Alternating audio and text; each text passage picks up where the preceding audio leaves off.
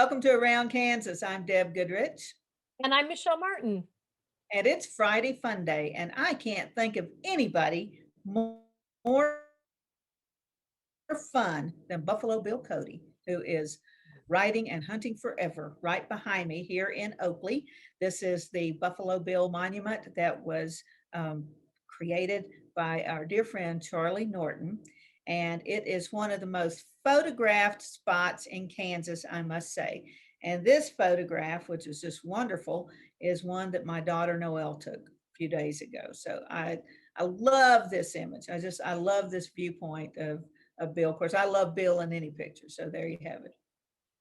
And actually, today behind me, I actually have tall grasses during an ice storm when I lived in Fort Scott. And I believe this was in 2005. We had a lovely ice storm. And we had a rare day off at Fort Scott Community College, and the roads were very slick. So I walked to Fort Scott National Historic Site, took my camera and my tripod, got out my gear and sat and took photographs of the grasses and the trees and the branches and the different plants that had been covered in ice.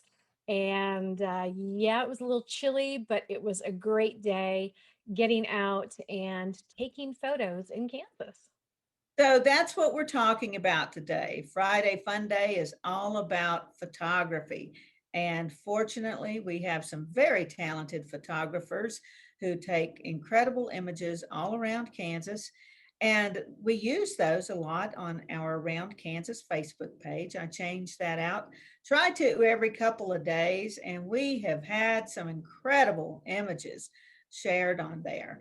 And usually I troll, and I troll some of the Facebook pages like Kansas Photography 2.0 is one of my favorites.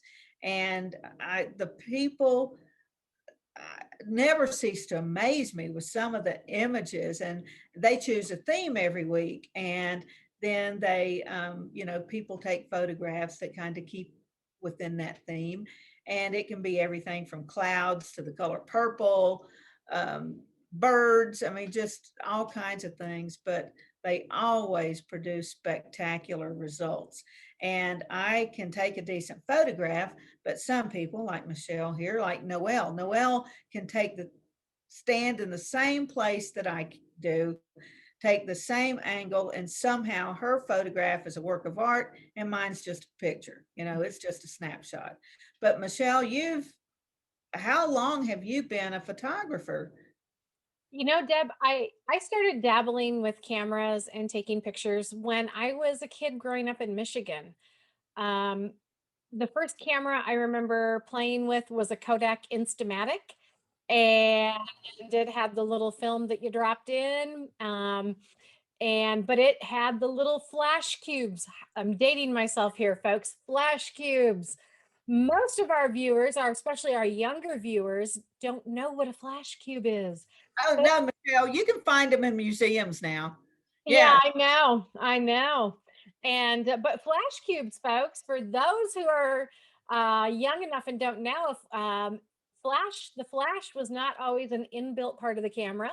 You had to go ahead and attach it to the camera, and they used to do it with cute little cubes that would flash, and you'd get 4 flashes per cube, and then you'd have to change it out. But yeah, I started with an Instamatic and flash cubes. And then I thought I was really living high on the hog when my grandpa Martin would let me use his Polaroid. And how many of us have not shot a photo with a Polaroid? And when it shot that picture out of the camera and you held it and then you waved it back and forth, thinking it would make it dry faster, but it didn't. Um, I think it was just something to do to keep you from being bored while the photo developed. I can remember shooting Polaroids, but really, when I was in college at Western Michigan University, I had the opportunity to work on some public history projects that required I learn how to use a camera. And I bought a secondhand camera, loaded some film in, and just started taking pictures. I started wandering around campus. I wandered around downtown Kalamazoo. I wandered around all kinds of places just taking pictures. And what I learned was that I viewed the world differently. When I Mhm. looked through the viewfinder, things looked different to me. And I started looking at how could I look at something different through the camera? Was it by doing an extreme close up? Was it by a neat angle? Was it the lighting? Was it the time of day that I took the photos? And to be honest, I'm self taught. I probably should take a class or two, but I had a good piece of advice that was given to me by the Kansas photographer Gordon Parks. And he told me that the best camera is whatever camera you have available. And that sometimes, while being technically correct as a photographer is great, sometimes you just have to follow your heart and your gut, that instinct, that feeling you get when you look at something. And he said to never uh, go so far to the technical side that I would lose that connection with my instinct or my gut. And I have to say that has served me well. And so I've been taking photos since, I was a preteen. Well, that is certainly wonderful advice. No matter what your chosen or calling, maybe it's not just the path you chose, but your calling. That's wonderful advice. And if I recall, Michelle, Gordon said that his favorite photo of himself is one that you took. Yeah, I was really fortunate. I got to meet him before he passed away, and it was a trip that he made back home to Fort Scott, and it was the first time he had been back to Fort Scott since he shot the film The Learning Tree. Hmm. His relationship with his home state of Kansas and his hometown was very difficult. Hmm. While he was growing up as a young African American male, he grew up at a time when Jim Crow ruled supreme, and he experienced firsthand and witnessed firsthand um, the brutality and the horror of racism in Kansas. And when his mother died, he left Kansas and went to live with one of his sisters in Minnesota, and that's when he picked up a camera. And I think his experience. He stayed away for a long time. When he came home, he was making peace and kind of reckoning with things. Hmm. But I took a photograph of him during a press conference.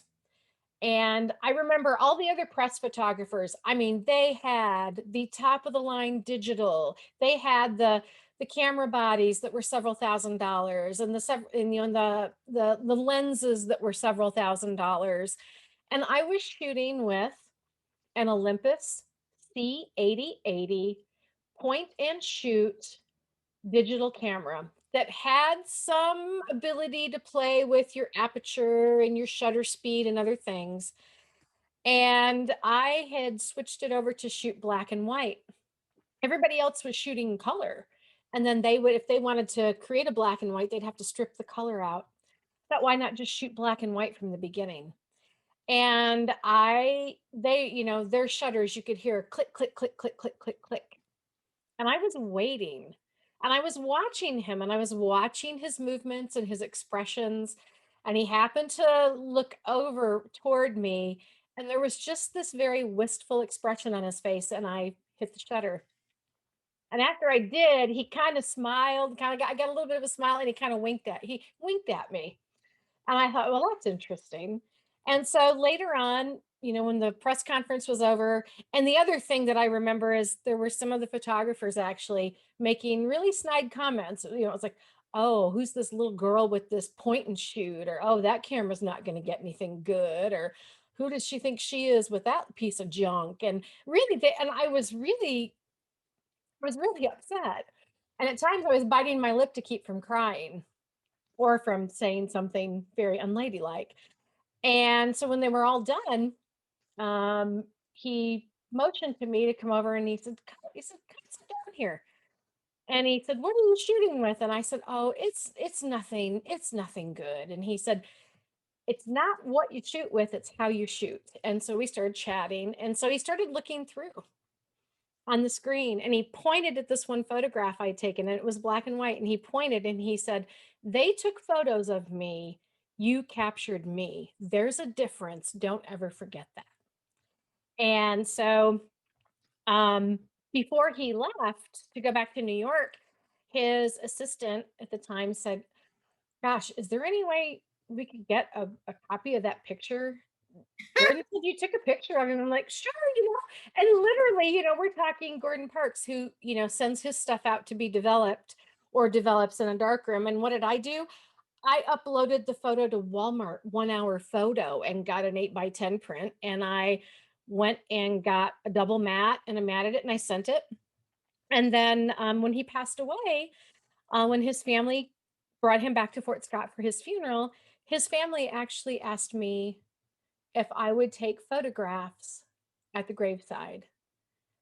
And they didn't allow any press photographers at the graveside, but they asked if I would photograph at the graveside. And then literally, and so I did. I put in a clean camera card, I photographed, and by that time I had upgraded to another camera that was better, but I handed them a memory card and said, "Here, you just take the card. You don't need to give it back to me. And I don't care if I ever see what I shot. You keep what you want and just get rid of the rest." And they said, "That's why we asked you, because we knew you would understand." And they said, "But you took a photo of dad that he really liked." And I was blown away. And today, if you go to the cemetery, if you go to the cemetery in Fort Scott where he's buried, on his headstone, there is a photo that's inset on the headstone, and it's the photograph I took of Gordon. Michelle, that is Oh, amazing. What an incredible story. so And you that reminds me, and we need to take a break real quick, but when we come back, talk about capturing somebody, I want to talk about our buddy Bob Zabo. So oh, come back from break, we're gonna talk yeah, about Bob. And if you aren't familiar with Bob's work, you will be blown away. We'll be yes, right. you will.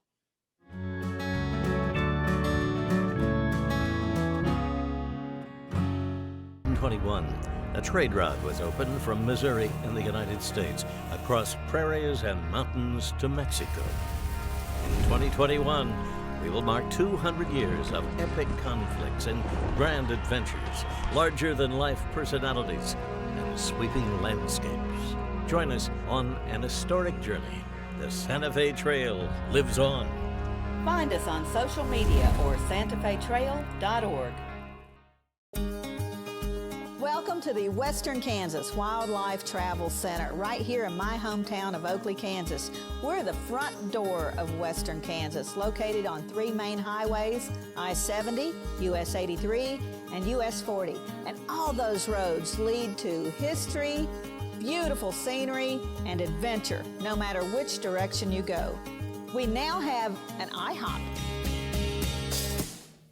That brand that you've trusted up and down the road in all your travels is staffed with local folks, real people just like you and me, and we're waiting on you to join us.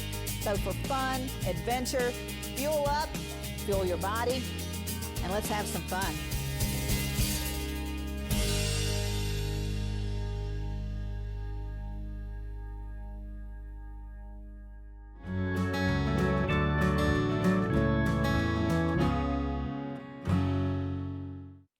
Welcome back, everybody. And we were just talking about some of Michelle's incredible experiences with photography.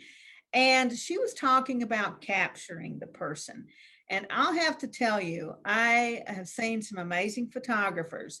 But Michelle, you'll remember this well. When we were on the set of Bad Blood, the award-winning film that our buddies at Wide Awake Films did, and Bob Szabo was on hand, and he was doing his wet plate photography. Michelle, I have never seen another photo of you like the one that Bob made. And again, I would be standing there watching, and I'd see the people sitting there posing. But what he captured was unbelievable. It's like they talk about capturing somebody's soul. He does it. I Mhm. don't know how he does it, but he does it, and incredible. So tell them, Michelle, because you, as a photographer, understand his process better than I do, but he uses a wet plate process. So how's that different? What's that like? Well, I shoot digital. I used to shoot film, but I shoot digital. So everything is processed on the camera. It goes to a memory card. You pop it in your computer, and then you can work with it in Photoshop. Bob Szabo, for lack of a better way of describing it, he shoots real old school. He Mhm. shoots wet plate photography. And when I say wet plate photography, folks, think the photographer who has the large box camera that sits on the wooden tripod, and he loads your plate in from the top, your glass plate or your metal plate in from the top, and then he pulls the curtain around himself to make sure no light gets in that he doesn't want, and then you remove that lens cap. You capture that image for a period of time, and then you put the lens cap back on, you uncover yourself, you pull the plate out, and the plate then goes into a developing solution. And that's why it's called wet plate, because that plate goes right into the wet developing chemicals. And Bob shoots old school.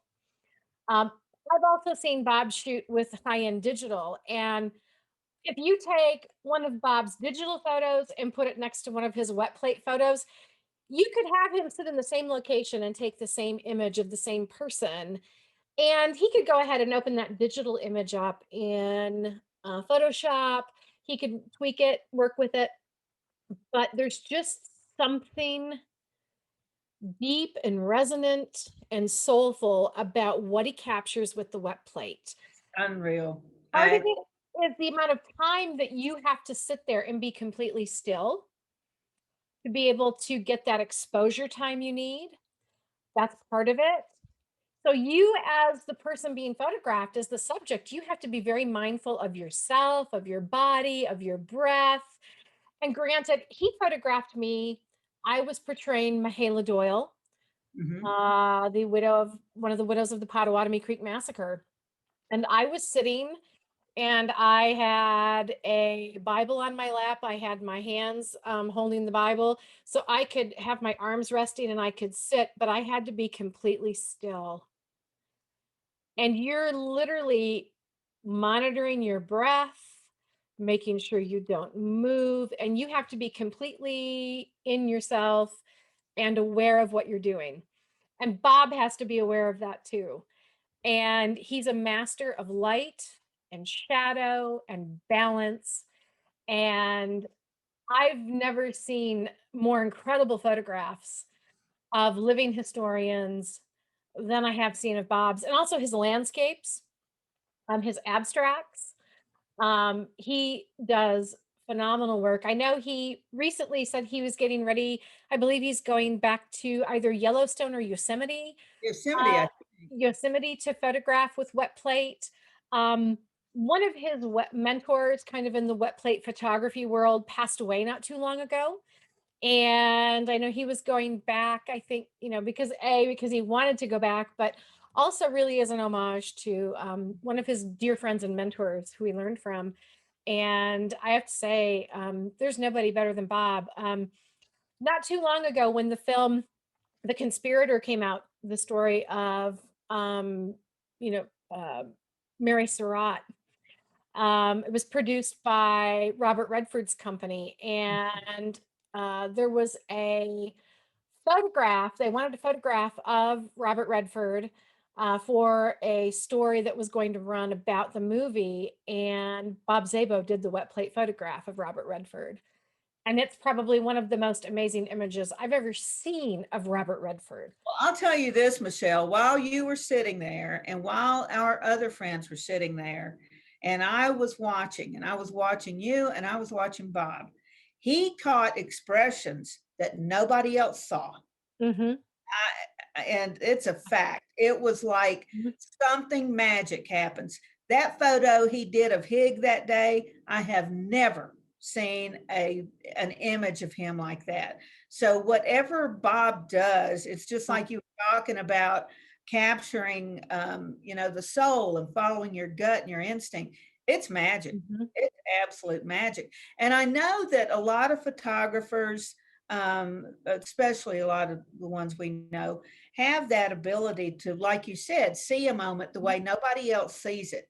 And that's your gift. That Yeah, is the gift, is to be able to see everybody else is looking at the same thing, but right. you see something different.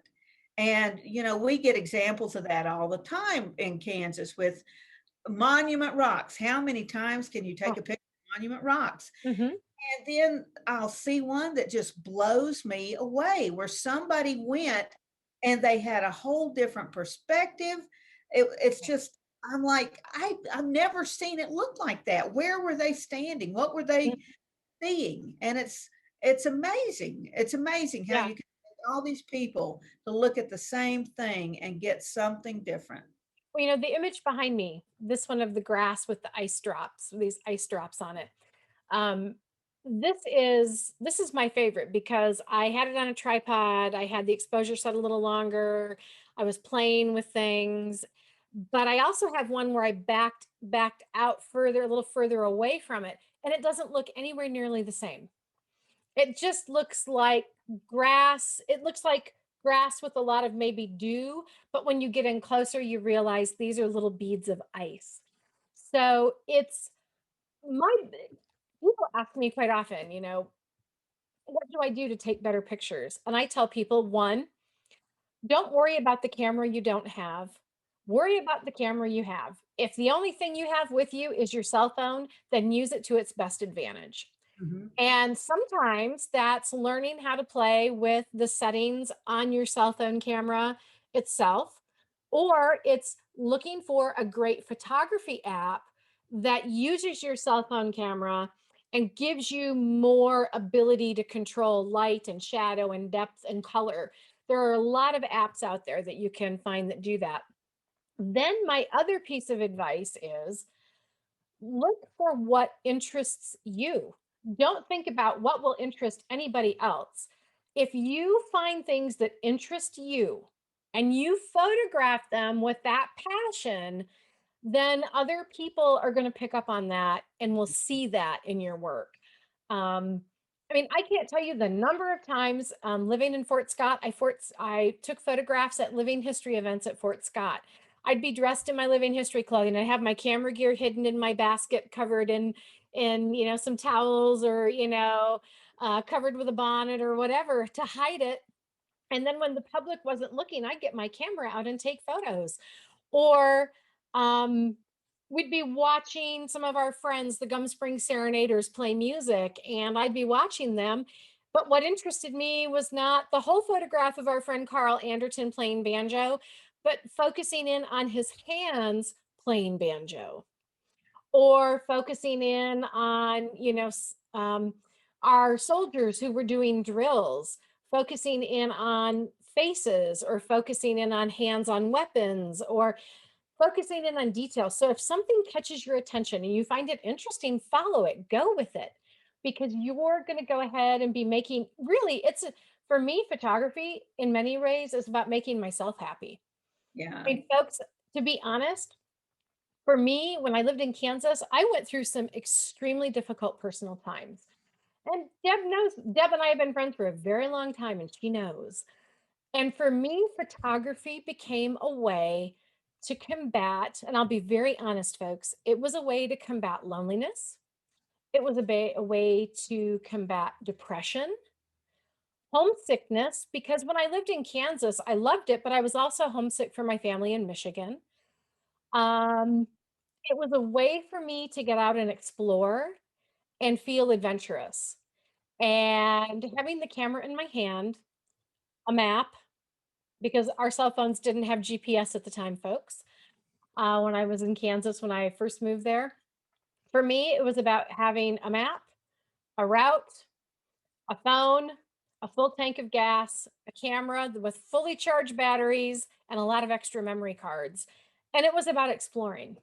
It was about connecting with the world around me, about connecting with myself, and doing something that gave me pure, unadulterated joy and relaxation. And I think that's why so many of my photos, mine over time, have touched people. Where people have said to me, "Could I please have a copy of that photo? I really love that photo." And I'm always humbled. I'm always humbled by that because I never think that my work is good enough. But it's about joy. Jump in, Michelle, because that is my sister to a T. My sister, who Hmm. is a bookkeeper, she got all the math genes in the family. She is a wonderful photographer, but her photography, just like you were talking, is therapy. And like I'm Yes. telling you, when I was there over the end of tax season a couple of weeks ago, she would just, her mind couldn't take anymore. And we get in Hmm. the car, like you said, a full tank Yeah. of gas, just go explore. And it really didn't matter which direction, it didn't matter, you know, what subject it was. It's like she always finds something unique, and she sees, beauty and something different, Hmm. every way she looks. And the result are some wonderful, really wonderful photos. She's been taking photographs for a long time too, and has stepped up the cameras over the years. But you're Hmm. right, exactly, what you've got.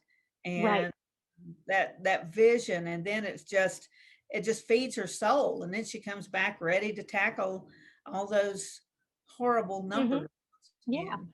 Well, Deb, it's interesting because um, my dad, um, after my mom passed away in 2016, my dad became even more involved in volunteering at school back home. And he volunteers as a coach for girls, high school, cross country, and track, and varsity basketball. And one of the things my dad started doing as a volunteer coach, he started taking pictures. And he had a little point and shoot, and it was really hard to get the best pictures. And Mhm. so I ended up finally, I had amassed so much camera gear over the years. I ended up shipping him one of mine with a lens and everything. And my dad, I think, and I'm not sure he realizes it, but not only his volunteering was therapy, but also taking pictures, I think became a form of therapy for him too. It gave him something to channel some of his energy into. It gave him something to do so he wasn't at home in a house by himself. And especially after our beloved dog died. A couple years after my mom passed, our dog died. And so then dad was really alone in the house. And so he always has a camera with him. And so whether he's coaching basketball or whether he's at cross country or track, he takes pictures. He then uploads them. He prints photos for the girls. He gives photos to the team, to the coaches, to all the girls. And he has so many of the young ladies on the team who come back and say, "Mr. Martin, this is like the best picture of me shooting free throws ever." Or "Nobody's awesome," or "Oh my gosh, thank you." And, it brings these young ladies who are athletes that he's coaching, it brings them happiness and joy. And so photography really, folks, it's about finding joy. And your sister's right. Yeah, definitely after tax season, you've got to get out. You've got to get away from the computer and the numbers. And for me, really, and photography still is. And until my dissertation is complete, I'm not going to get that opportunity to do it as much. But when I lived in Kansas, my good friend Carrie West, who I worked at Fort Scott with, Carrie bought one of my cameras when I upgraded. Carrie bought one of mine real cheap. She still shoots with it. And she has still a great little camera. And we always, we at times would go out and be able to do girls' photo trips. And she came to Arizona to visit me when I moved here. And we did just that. We both had, it was GPS, places to see, full tanks of gas, snacks, drinks in the car, and cameras, and off we went. And it's an adventure. And what's great about it, you're able to relive that adventure and those great feelings when you look at those photos. Oh, we're really blessed to live in a time where we've got the technology to Hmm. save those moments, because photography has not really been around that long. Yeah. Before that, the artist had to capture it. So yeah, we're really blessed. And now we have all these incredible images. And if you would like to share yours with Yeah. us, by all means, message us, share those on our Facebook page. And like I said, I troll looking for cool images all the time to put on the cover page of Around Kansas. And fortunately, I never have to search long. There's always some amazing shots out there. And there's a lot Yeah. of photography pages on Facebook too that people talk about the settings, people who Yes. are more interested in the technical things. And so they talk about the settings that they use, the filters. There's some folks, and there's different ideas about this, but I actually love it, doing composite photos. Mhm. And that's art, It that is. really is art. And I think it's good to say this is a composite, Right.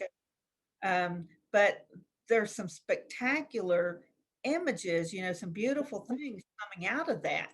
And I love those too. And I love sharing those. And, I add, if I think of it, that it's a composite work.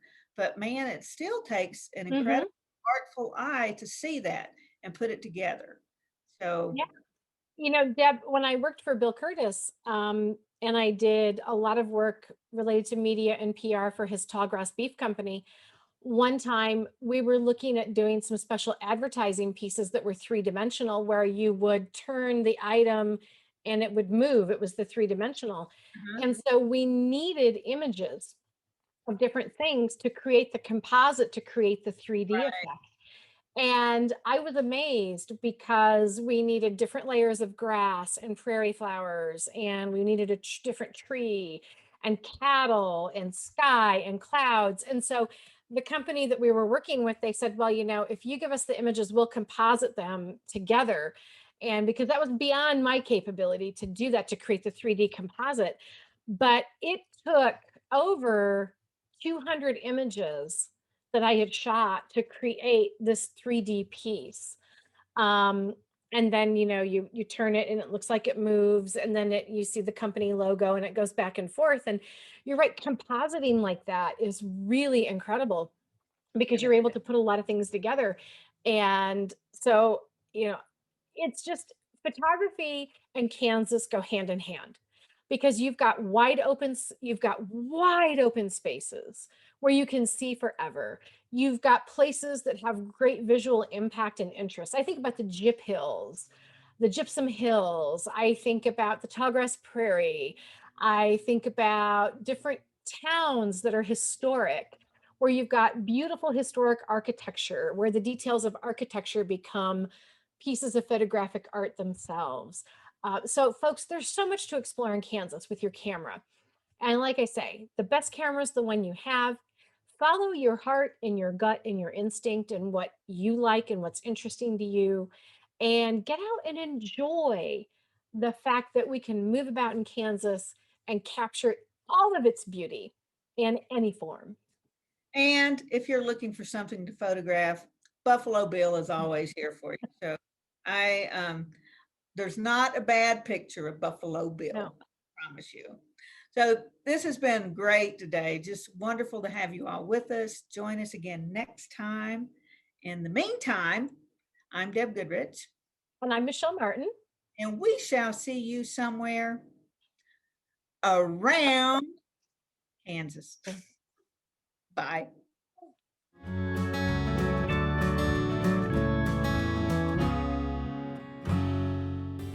Howdy, I'm Seth Hayes, and welcome to my hometown, from then to now. Council Grove has a rich history as deep as the prairie tallgrass. Spend the day visiting 25 historic sites, or explore the unique shops and restaurants, or mosey out of town along the Santa Fe Trail. You all visit my hometown, Council Grove, in the heart of the Flint Hills. Okay, looks like it's time for our tour. Welcome to the Fort Wallace Museum.